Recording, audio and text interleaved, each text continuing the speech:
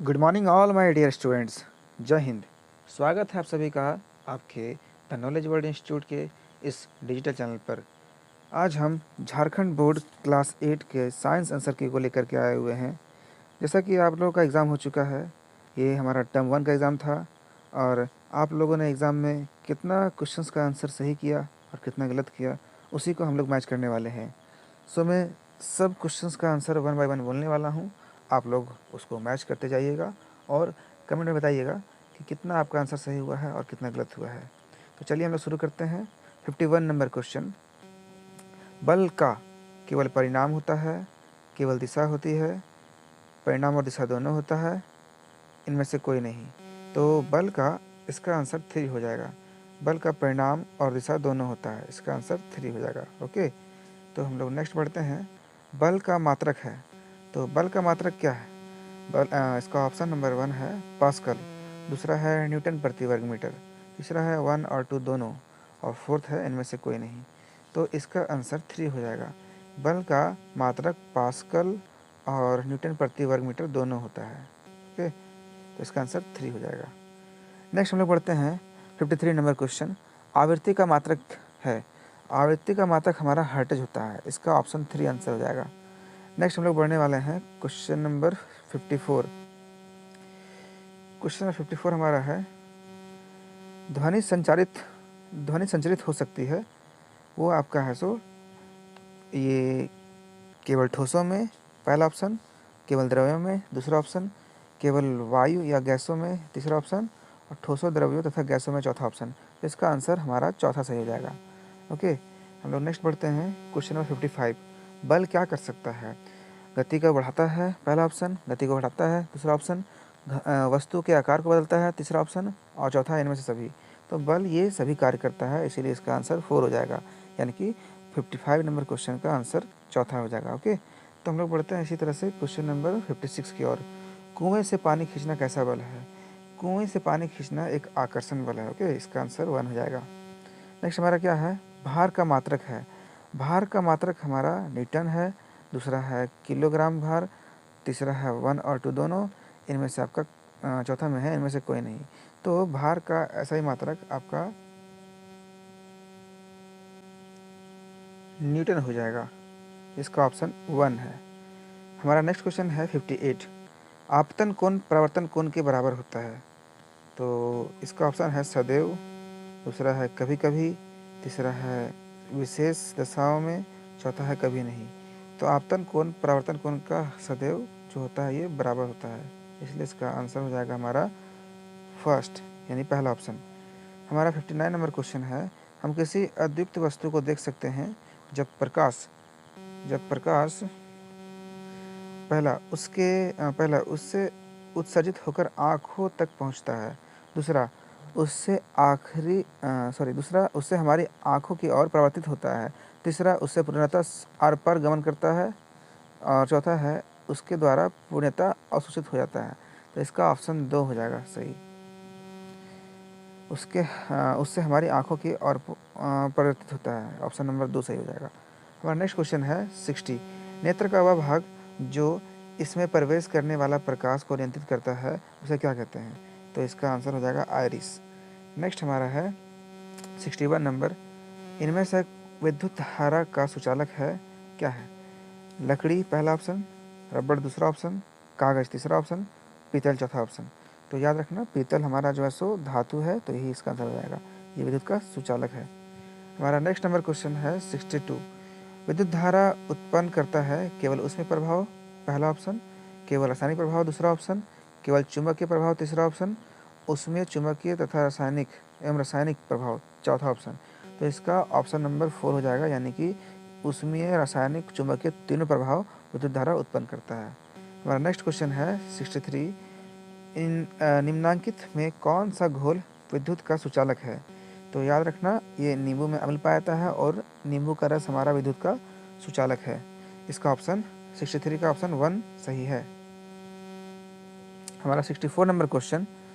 निम्नांकित में कौन विद्युत का कुचालक है, यानी कि इसमें हमारा कौन विद्युत को अपने अंदर संचालित नहीं करता है? पहला तांबा, दूसरा लोहा, तीसरा एल्युमिनियम, चौथा रबर।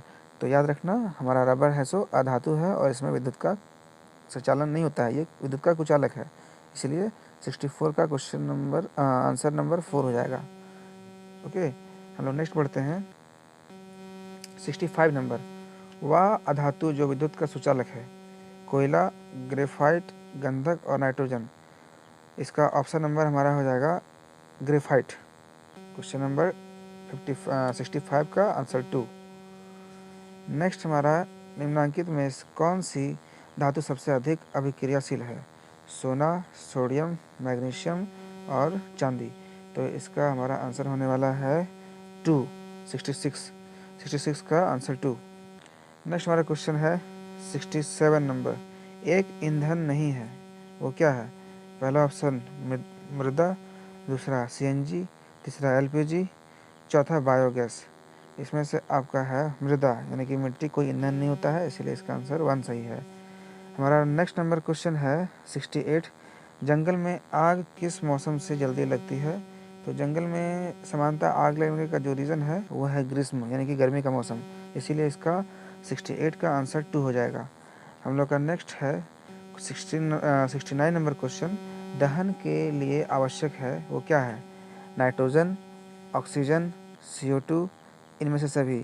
तो दहन के लिए हमें सबसे महत्वपूर्ण चीज़ें जो है सो वो ऑक्सीजन है, इसलिए इसका आंसर 2 हो जाएगा।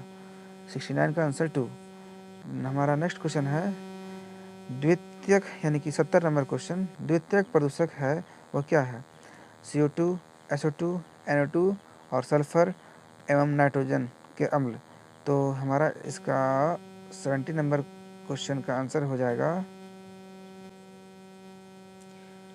आंसर 4, इसीलिए 70 नंबर का चौथा आंसर हो जाएगा।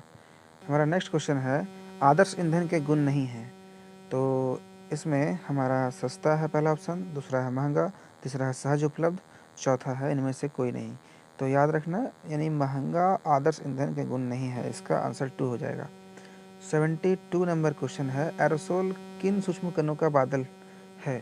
तो इसका आंसर हमारा हो जाएगा ठोस कण पहला ऑप्शन, दूसरा ऑप्शन है तरल कण, ये दोनों हो जाएगा, इसलिए इसका आंसर 3, 72 का आंसर नंबर 3 है। हमारा नेक्स्ट क्वेश्चन है आग उत्पन्न करने के लिए आवश्यक है ईंधन, वायु, ऊष्मा, इनमें से सभी। तो आग को जलाने के लिए हमें इन तीनों चीज़ों की आवश्यकता पड़ेगी, इसीलिए इनमें सभी हो जाएगा, इसका 4 नंबर आंसर। हमारा नेक्स्ट नंबर क्वेश्चन है 74। मोमबत्ती की ज्वाला का कौन सा भाग सबसे गर्म होता है?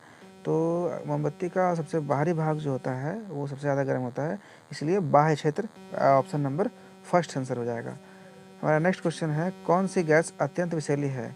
तो सबसे ज़्यादा विषैली गैस जो होती है वो हमारा कार्बन मोनोऑक्साइड है, इसीलिए 75 का आंसर 3 हो जाएगा। हमारा नेक्स्ट क्वेश्चन है कोशिका का नाम किस जीव वैज्ञानिक ने सर्वप्रथम दिया था? तो ये तो आप लोग जानते ही हैं, रॉबर्ट हुक, आंसर नंबर 3। 76 का क्वेश्चन नंबर 76 का आंसर तीसरा हो जाएगा। हमारा नेक्स्ट क्वेश्चन है 77। क्वेश्चन नंबर 77 जो है हमारा है वो है निम्नलिखित में सबसे छोटी कोशिका है वो क्या है? तो याद रखिएगा हमारा सबसे छोटी कोशिका जो है माइकोप्लाज्मा है, यानी कि 77 का आंसर फर्स्ट हो जाएगा, पहला ऑप्शन। हमारा नेक्स्ट क्वेश्चन है 78 नंबर। संचारणीय रोग का सबसे मुख्य कारक है वो क्या है? तो याद रखिएगा इसमें चींटी तो नहीं हो सकती है, ड्रैगन मक्खी भी नहीं है, घरेलू मक्खी इसका आंसर हो जाएगा, यानी कि 76 का आंसर चौथा हो जाएगा।